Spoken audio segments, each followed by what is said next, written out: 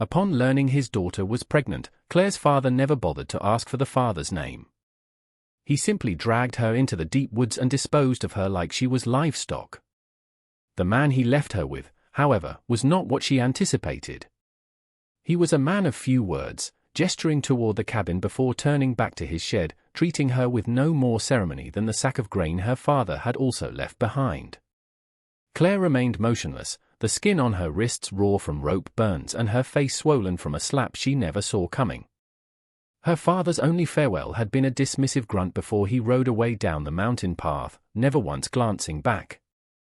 At 17, barefoot in the snow with a burgeoning belly, she was now stranded in the middle of nowhere with a man who was twice her size and had yet to utter a single word. The cabin door groaned open, and a wave of warmth washed over her face. Light from the hearth fire flickered across the planked floor, illuminating a simple cot, a rustic table, a wash basin, and walls adorned with animal pelts. A shotgun rested above the mantelpiece. When she looked back, the man had vanished. Claire entered cautiously, the wind pushing the door shut behind her. She collapsed near the fireplace, wrapping her arms around her midsection. Her father had asked nothing, only stormed into her room, yanked her out by her hair, and tossed her into his wagon. "This is your shame," he had snarled. "You can either live with it or die with it, but your sin will not fester in my house." The journey had been an ordeal of hours, without food or rest, filled only by the falling snow and the sound of her own heart shattering. Now, the only thing breaking was the crackle of firewood. The crunch of heavy boots on the porch made her freeze. He pushed the door open with his shoulder, seeming even taller than before. His broad frame was covered by a wolf pelt, his beard thick, his eyes dark.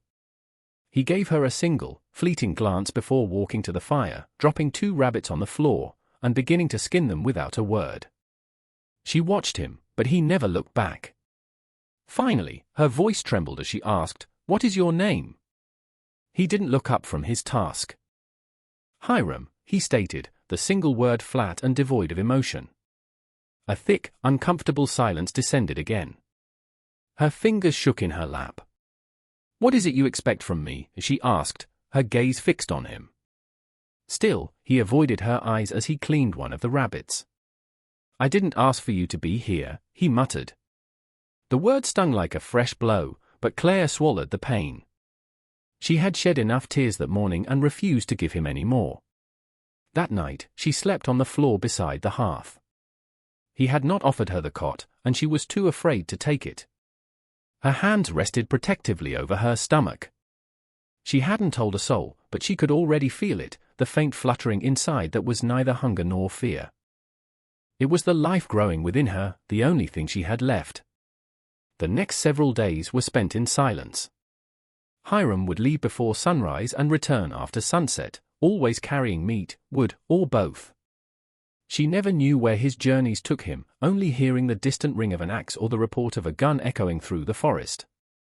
He never laid a hand on her, never posed a question, and barely even glanced in her direction. Claire took to cleaning the cabin, unsure of what else to do. She tried her hand at cooking, though her movements were awkward. Her father had forbidden her from the kitchen, deeming it her mother's domain until her dying day. It was on the 5th morning that she awoke to blood staining the front of her dress. Her cry of terror brought him rushing in from outside, his shoulders dusted with snow and an axe in his hand. "I'm bleeding," she whispered, her voice thin and sharp. "It's too soon." "I can't." He acted instantly, dropping the axe and crossing to her side.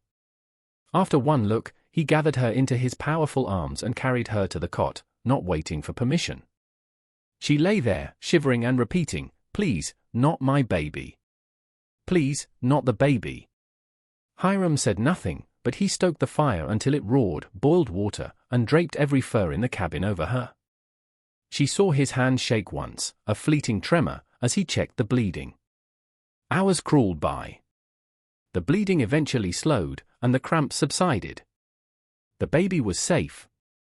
That night, he sat on the floor with his back against the wall, his unreadable expression lit by the flickering flames. "You were worried," she whispered.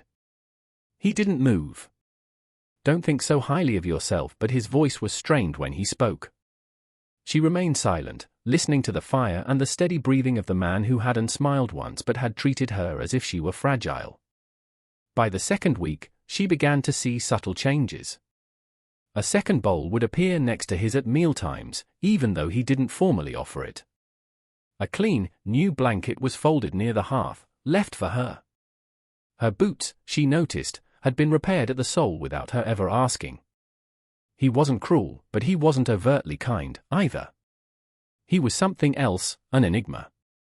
Then the blizzard struck, descending from the peaks like a furious beast and trapping them inside for 5 days. The wind howled as snow piled high against the porch. The fire never went out, but their food supplies dwindled. Their conversations were limited to necessities.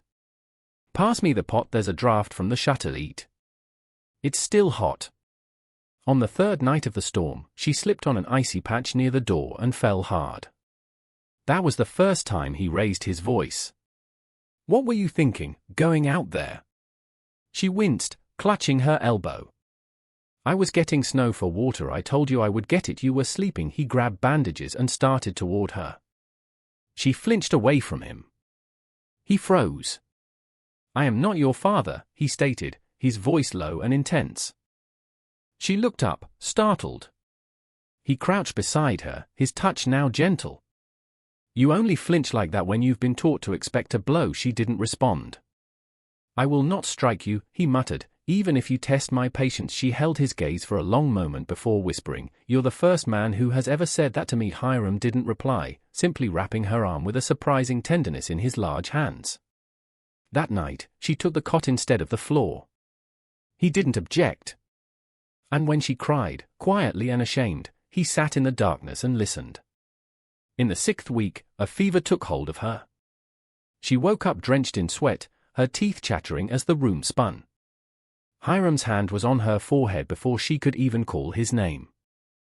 He said nothing, just pulled on his coat, saddled his mule, and disappeared into the raging storm. He was gone for 2 days. When he returned, his face was chapped by the wind, his lips were cracked, and his hands were nearly black from the cold. But he brought back herbs, fresh cloth, and a flask of warm, unfamiliar liquid. She drank it and fell into a deep sleep. When she woke next, the fever was gone. Hiram looked worse than she did, gaunt and his eyes shadowed with worry.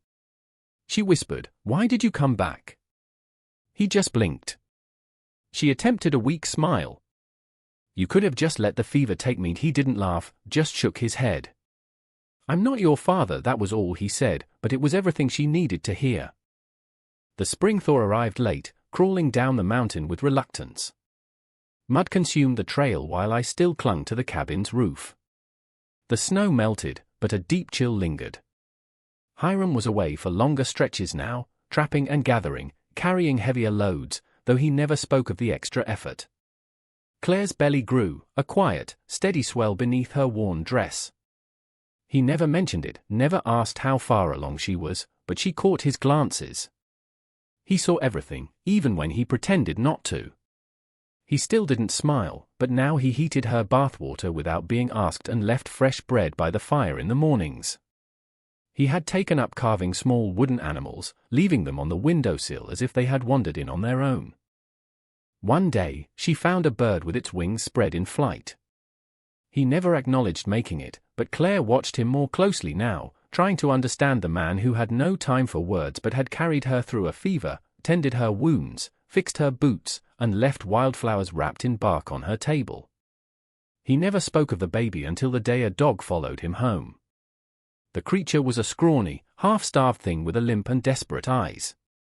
Hiram had found it near his trapline. It snarled at him once, then collapsed.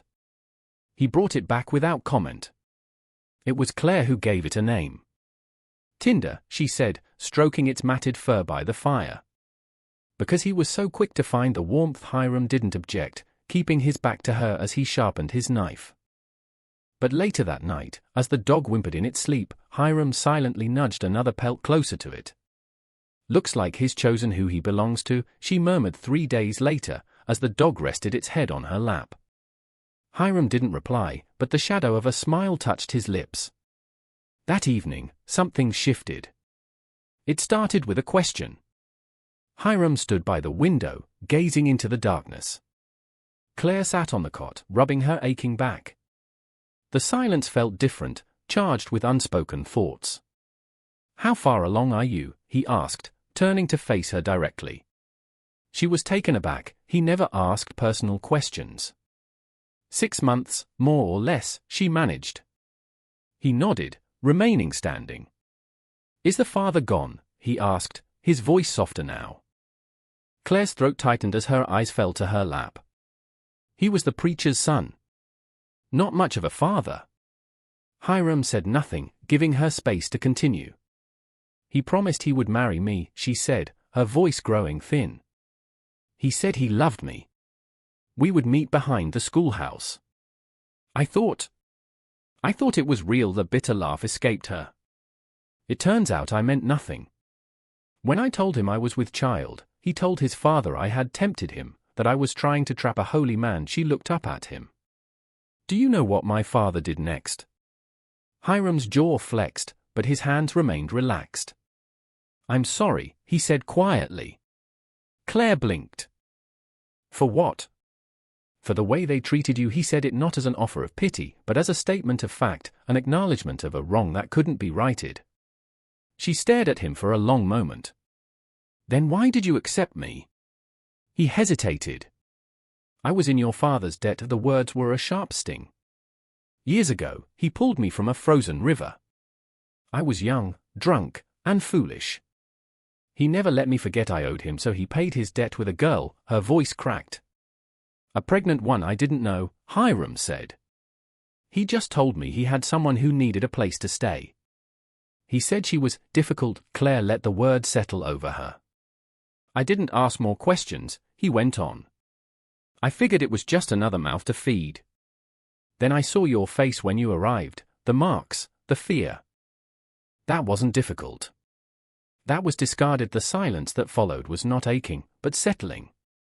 That night, she dreamt of a man pulling her from icy water, not out of obligation, but because he couldn't stand to watch her drown. The baby came before her time.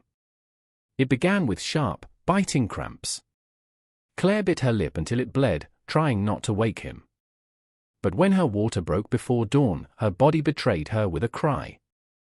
Hiram was by her side in an instant. He didn't ask what was needed, he simply acted. He boiled water, laid out cloths, and built up the fire. He moved with a confidence that suggested he'd done this before, though she knew he hadn't. The pain was a tempest tearing her apart. She screamed, and soon she didn't care how many times. Hiram held her hand, letting her squeeze his fingers with all her might, murmuring words of encouragement that somehow cut through the agony. "Almost there. You're strong." "He's almost here." She managed a tearful laugh. "How do you know it's a he?" "I don't," he admitted. "Just a feeling." But when the child finally arrived, red and howling with the fury of new life, it was a girl. She was tiny and perfect, with dark hair and impossibly small fists. Claire sobbed, not from pain, but from a profound, overwhelming sense of wholeness. Hiram cut the cord, wrapped the baby, and handed her to Claire as if she were a precious treasure. He didn't smile, but his eyes glistened. "What will be her name?" he asked. Claire looked down at the tiny face. "Hope." He nodded. "She is everything I thought I would never have," Claire confessed, looking up at him. "And I wouldn't have her if it weren't for you." He shook his head. "You would have found a way." "No," she whispered. "Not like this." Hiram didn't respond, but that night, he moved his own chair beside the cot and sat vigil as Hope slept in her mother's arms, listening to the soft sounds of their breathing. 3 days later, a knock came at the door, 2 measured, deliberate raps. Hiram and Claire both froze. "Who would come all this way?" she whispered. He didn't answer, just rose and opened the door a crack. A boy of about 15 or 16 stood on the porch, his boots caked in mud. "Sir," he said, holding his hat. "My name is Seth. What do you want?" Hiram's hand rested near the doorframe. The boy swallowed hard. "I'm looking for a girl named Claire. I'm her brother." Claire stood so quickly the chair she was on fell over. The boy peered past Hiram, his face lighting up when he saw her. "Claire! They told us you were dead." Her breath caught in her throat. She stepped out onto the porch, barefoot, still cradling her daughter. "I don't understand," she whispered. "Father told everyone you ran away," Seth explained. "He said you brought shame on us and probably ended up in the river. But then Ma got sick. She told me the truth about where he took you." Hiram's jaw was tight. "Why are you here now?" Seth looked down. "Because Pa is gone. He vanished after the sheriff started asking about hush money and the preacher's son. The town is changing, people are talking. Ma told me to find you, to bring you home." Claire shook her head, stunned. "Home?" She looked at the baby in her arms, then at Hiram. "I already am," she whispered. Seth slept by the hearth that night, too timid to ask for a proper bed but too exhausted to care. Hiram and Claire left him be. Her mind was a whirlwind of thoughts, none of them settling. Lying on the cot with hope against her chest, she watched her brother sleep. He was so thin, having walked for days through the melting snow just to find her. Yet, she couldn't picture going back to that town, to the people who had cast her out. Things were different now. She had hope. She had quiet. And she had Hiram, though she had no idea what she truly meant to him. Hiram had been quiet since Seth's arrival, retreating into his routine of chopping wood and checking traps. But a new tension was visible in his shoulders as he watched Claire and her brother. He didn't ask her plans, but the question hung in the air between them. Could she return? Was it even safe? And what of Hiram? He had stayed, he had helped, he had even started carving a cradle, which she'd found half-finished behind the cabin. The man who once communicated in grunts now brewed her tea in the middle of the night. He rarely smiled, but when he did, the warmth lingered in his eyes long after. She couldn't bear the thought of losing that. The next morning, Seth explained the reason for his journey. "Mama is sick," he said, his voice strained. "Her lungs. The doctor said she might not make it to summer." Claire felt her heart pound. The anger she had held for so long was replaced by a heavy, weary grief. "Why didn't she stop him?" she whispered. "When he beat me. When he gave me away." "She tried, Claire, I swear," Seth said, his voice small. "But he threatened to do the same to her." "Mama isn't strong like you are." "I wasn't strong," Claire retorted. "I was just lucky." "No," Seth insisted. "You got away." Hiram entered then, shaking snow from his coat. "Did you hear?" Claire asked him. He gave a single nod. She studied his face, trying to read the emotion behind his guarded eyes. "I don't know what to do," she admitted. "You don't have to decide this instant," Hiram replied. But she knew she did. In that moment, she understood that she was no longer the girl her father had discarded. She was a mother, and mothers did not run from their responsibilities. That evening, she packed a small bag. Hiram gave her one of his own coats, which swallowed her whole. As she wrapped Hope in layers of blankets, he hovered by the door. "I won't be gone long," she said softly. "Just long enough to see her." Hiram nodded. "Do you need anything?" She stepped closer to him. "I already have it." A silent understanding passed between them, filled with all the things they had yet to say. Just before she left, he spoke. "You come back." It was not a request or a command. It was a statement of faith. She squeezed his hand. "I will." The journey back was arduous.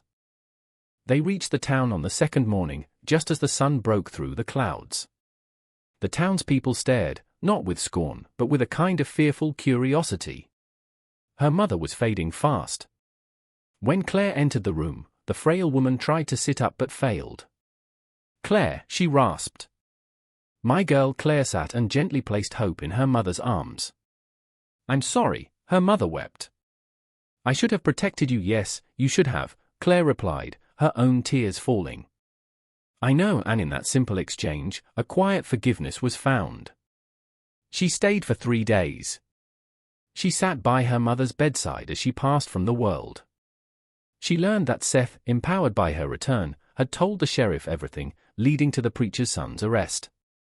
And she stood in her father's house, realizing he would never return. Cowards rarely face their endings bravely, they simply disappear. When Claire left town for the last time, she had hope in one arm and Seth at her side. "What now?" the boy asked. She looked toward the distant mountains. "I'm going home," he hesitated. "Can I come with you?" She looked at his young, hopeful face. "Only if you're prepared to work," a grin spread across his face. The journey up the mountain was harder, but Claire barely felt it.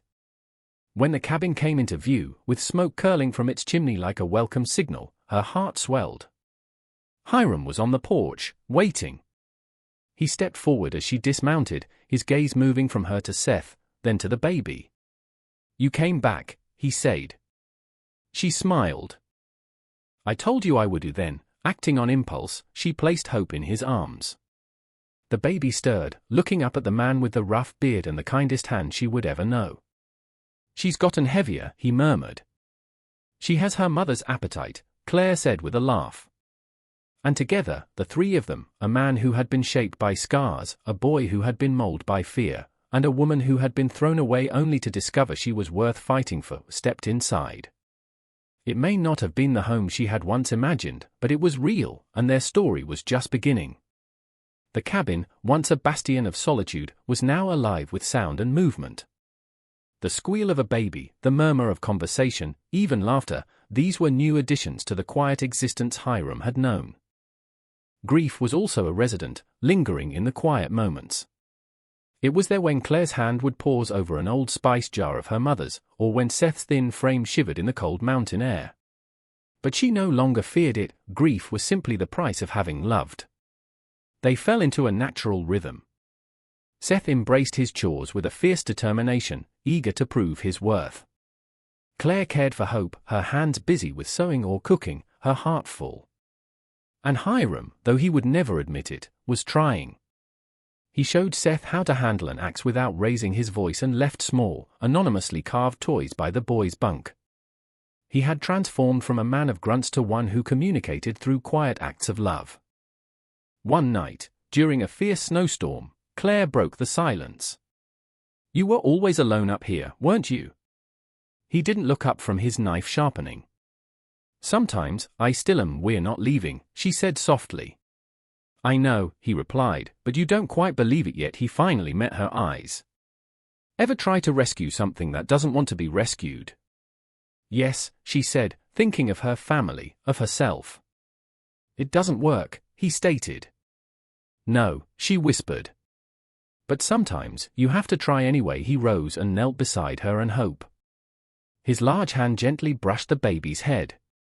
"She's already forgiven you," he said softly, and in the warmth of the cabin, the raging storm outside couldn't touch them. Spring arrived like a breaking fever, chasing away the gray cold. The thaw brought with it not just warmth, but sound, distant reports of gunfire, a rider spotted too near their trail. Hiram grew tense. Then came the knock. It was a lawman, a marshal named Bram from 2 towns over. "I'm looking for a girl named Claire," he said. Claire stepped forward, Hope in her arms. "Why?" The marshal explained that the preacher's son, now jailed, had a father stirring up trouble, blaming Claire for everything. "They already blamed me once," she said, her voice even. "I came to warn you," Bram said. "And to tell you that your brother Seth has folks listening. He told them what your father did. This town might come for you, or it might not. Either way, you should be ready." That night, the unspoken fear was palpable. "Do you think they will come?" Claire asked. "Maybe," Hiram answered honestly. His gaze was heavy.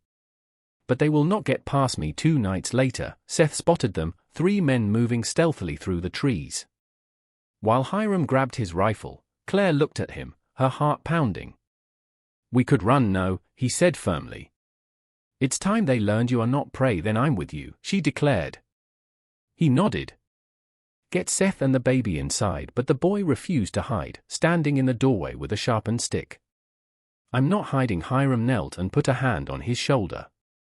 Brave men know when their duty is to protect. Your sister and that baby need you. Seth nodded and reluctantly went inside. The first shot was a warning. Hiram returned fire, dropping one man with a precise shot to the leg. Then the preacher himself emerged from the trees. You brought shame to our town, he yelled. I led her nowhere, Hiram growled back. She survived because you tried to bury her. The preacher's face contorted with rage. That child she carries is an abomination. Then why, Hiram said calmly, are you the one covered in filth? Just as the preacher stepped forward, a voice rang out from the trees. Leave them be. It was Seth, who had slipped out the back and climbed a tree. She is my sister. That baby is my family.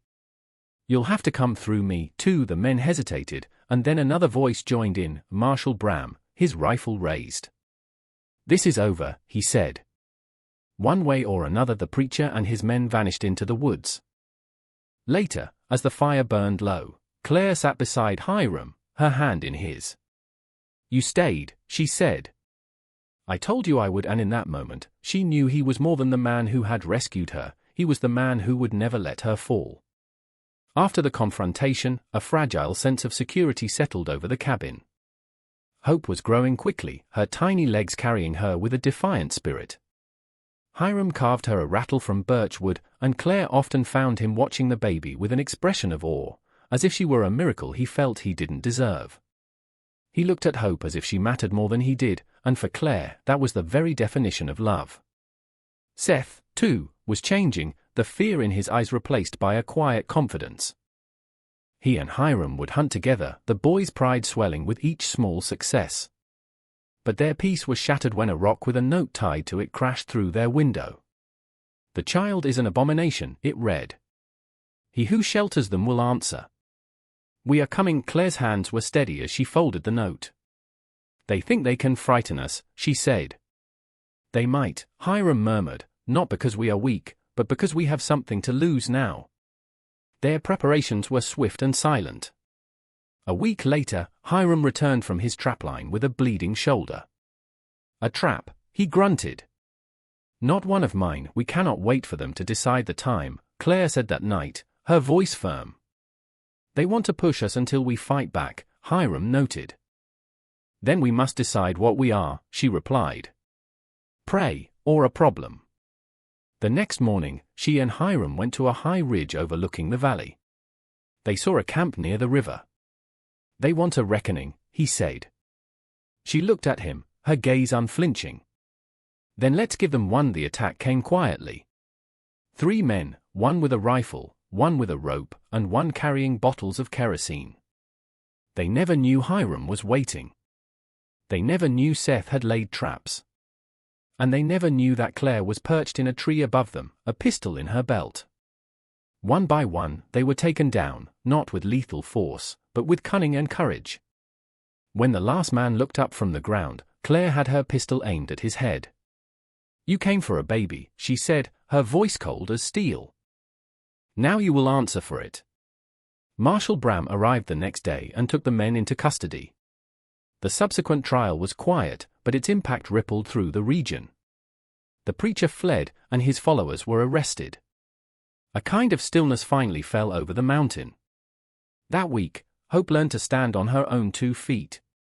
Watching her, Claire wept. I thought she would grow up afraid, she whispered to Hiram. She will grow up free, he answered. One day, with the summer air warm and the trees full, Hiram presented Claire with a ring he had carved from walnut, smooth and simple. I never thought I would ask this of anyone, he said, his voice thick with emotion. But I cannot imagine not asking. Claire smiled, the first truly carefree smile she'd had in years. You already have, Hiram. She slipped the ring onto her finger, where it felt like it had always belonged. The seasons turned, folding into one another with a gentle rhythm. The mountain had claimed them, and in its embrace, they had found their sanctuary. Hope was a toddler now, as wild and free as the forest she explored. Hiram carved a line of animal guardians for her mantelpiece. Seth grew into a quiet, capable young man, his bond with Hiram solidifying into one of father and son. And Claire, she found she could breathe again without the weight of guilt or fear. The walnut ring never left her finger, a constant reminder of the life they had built. One evening, Hiram stood watching the sunset. "I used to think I was just waiting to fade into this mountain," he said quietly. "But now, I think I was being hollowed out, shaped for a purpose. Not to be empty, but to be strong enough to hold something." Claire squeezed his arm. "You were shaped to hold us." Their peace was tested one last time when a new sheriff arrived, bringing news that her father's crimes and the preacher's network of selling girls were part of a larger investigation. He needed her testimony. The thought of returning to that world terrified her, but Hiram's words gave her strength. "That girl you were is gone," he told her. "You are someone else now. Someone braver than me." She went, with Hiram by her side. In the courtroom, she told her story, not with tears, but with a clear, steady voice. Her truth changed things. Her father was arrested, and the preacher was declared a fugitive. When she returned to the mountain, she was not broken, but whole. Years passed like a gentle stream. Hope grew into a bright, fierce young woman. Seth eventually left to work with Bram, but he returned often, his letters filling an old tea tin by the stove. Hiram's hair turned to silver, but his love for Claire never faded. He would still call her Trouble, and she would smile every time. They never left the mountain. The path that had been her prison became her sanctuary. One day, word came that her father had died in prison. She took the notice to the stream and let the wind carry it away. That part of her story was finally over. When Hiram grew old and his strength began to fail, she nursed him with a tender heart. "You gave me everything," she whispered as he lay weak. "No," he breathed. "You gave me a reason." When he passed, she buried him beneath his favorite spruce tree. Hope placed a small, carved fox on the grave. "Papa is sleeping now," she said. And Claire knew her daughter would remember him only with love. Decades later, Claire still lived on that mountain, a matriarch with silver hair and a spirit as strong as the ancient trees. The ledger that had once defined her as property was long gone. People no longer spoke of her shame, but of her strength, of the woman who had turned punishment into purpose, fear into family, and pain into a profound and lasting peace. Sometimes, on a clear night, she would sit on the porch and feel him there beside her, not as a ghost of sorrow, but in the quiet hum of the mountain and the enduring legacy of the true love they had built from the ruins.